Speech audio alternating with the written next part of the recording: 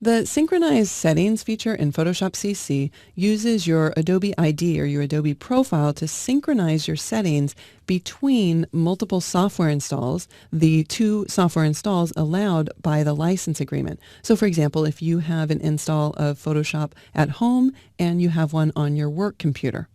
Now, you must have internet access and be signed into your Adobe account in order to synchronize the settings. If you're not, you would go underneath the Help menu, and then right here it would say Sign In, and you would need to sign in to your Adobe profile. As soon as you've signed in, you would select Photoshop, and then Preferences, and then choose Sync Settings.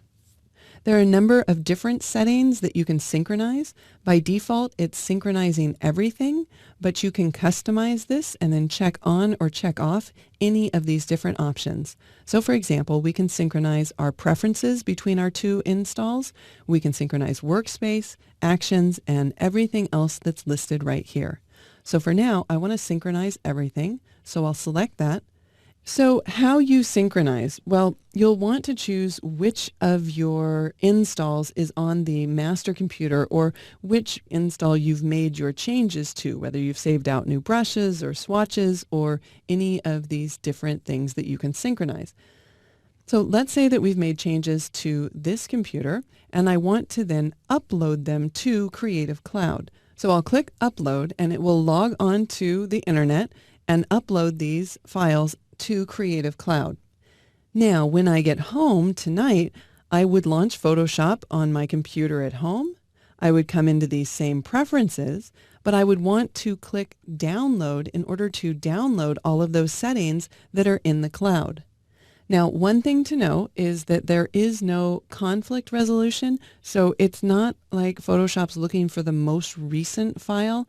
You need to always be in control of when you sync your settings and which machine you choose to upload and download from.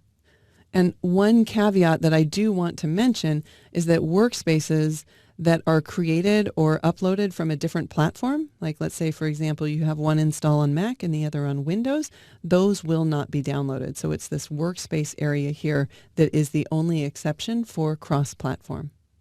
Okay, before we wrap up, I just want to mention, even if you only have one computer, like a single machine with a single install, I would still suggest that you take the time to synchronize your settings to your Creative Cloud account as you start really customizing Photoshop. It can save a lot of time to have all of your settings backed up in the cloud if you upgrade your machine or when something bad happens, like a drive goes down that has all of your settings and your applications on it. If you've synchronized those settings, you can get a new computer or a new drive, and when you install Photoshop, you would simply return back to the sync settings, and then you would download them from the cloud.